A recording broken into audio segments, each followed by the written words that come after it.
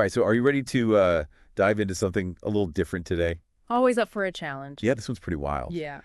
Today we're going deep on just one sentence. Oh, wow.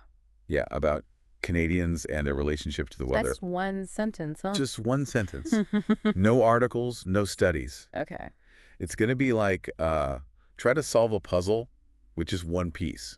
I like that analogy. So we're going in blind, basically. Pretty much. It's like trying to read a whole book with only one sentence. Yeah. So are you ready to take on this cryptic challenge? Let's do it. Hit me with this mysterious sentence. Okay, so here it is. And buckle up because this one's a doozy. Canadians' nipply weather. Nipply. Yeah, you had that right. Nipply. It's not exactly in the dictionary. Definitely not a word I've come across before. No, me neither. When I first saw it, I thought, did I have like a stroke? Did I misread this? Haha. Yeah, I can imagine. But nope, it's right there. Canadians' nipply weather. So what do you think? First impressions. Well, my first thought is slang.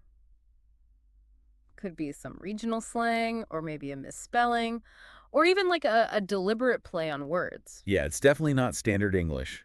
But that's what makes it so interesting, right? Like, even though we don't know what nipply literally means, it still gives us this little window into how Canadians might think about or experience weather. I see what you mean. It's like a feeling or a vibe. Exactly, like it's a word trying to express something that maybe normal words just can't quite capture. I like that. Okay, so let's put on our thinking caps here. What could nipply possibly convey about Canadians and their weather?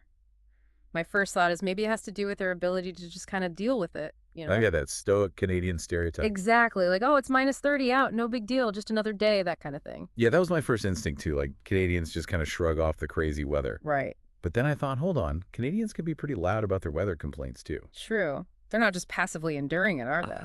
Exactly. Yeah. So maybe nipply is a bit more complicated than just stoicism. What if it's more like a love-hate relationship? Oh, I like that.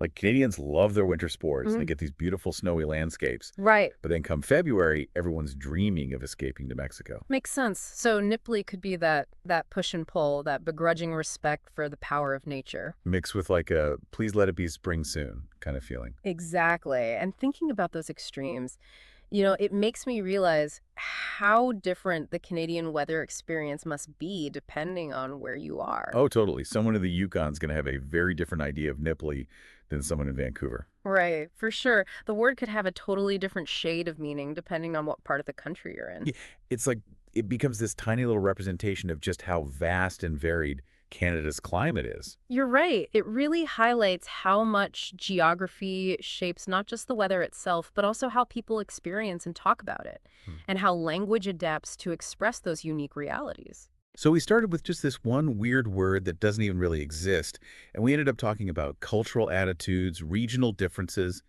and the evolution of language. Not bad for a deep dive into a single sentence. It really makes you think about how powerful even the smallest bits of language can be. Exactly. And now we want to hear from you. What does Canadians' nipply weather make you think about? What's your own relationship to the weather like? Head over to our website and leave a comment. We want to hear your thoughts. Until next time, folks, happy diving. Keep exploring! See you later.